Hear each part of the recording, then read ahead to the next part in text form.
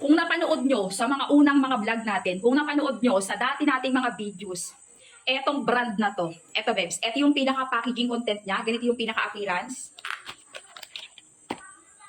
Ito yung pinakalagayan niya. Beb, ano ba to? Grabe. Dati, hindi ko rin alam kung ano to, pero maniwala ka, nakaka-anim na bote na ako nito. Ito lang naman, yung Oriental Herbal. O diba, be? Nakaka-amaze lang. Oriental Herbal. Ano ba kasi yun?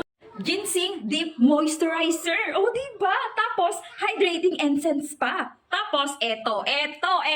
Repairing your skin. Oh, beb, kung mga medyo bako-bako na yung mga face lock mo dyan, ito ang sagot. Kung marami ka mga, nako, mga bako-bakong face, be, ito ang gamitin mo dati, bako-bako yan. Ito lang ang ginamit ko. Kung ayaw mo maniwala, mag-try ka lang ng isang bottle, be, baka maiyak ka, mabawas-bawasan yung bako-bako mo. Promise guys, paano ba ito ilagay? Pakita ko sa inyo. In a small amount lang, parang tiki-tiki lang siya, o diba? Uy, nako, tiki-tiki ng face mo pangga. In a small amount, maglalagay ka lang ng konti dyan. Beb, syempre, magsabon, ano ka muna, gumamit ka muna ng skincare mo, ano ka muna, magsabon ka muna ng face mo, mag-eskenol ka, pagkatapos mo mag-eskenol, in a small amount, o maglagay ka na. Ganun lang naman kadali. Tapos hayaan mo lang siya dyan. Hayaan mo lang siya. Namnamin lang ng mismong product natin, yung pinaka texture dyan sa skin mo. O, ganun lang.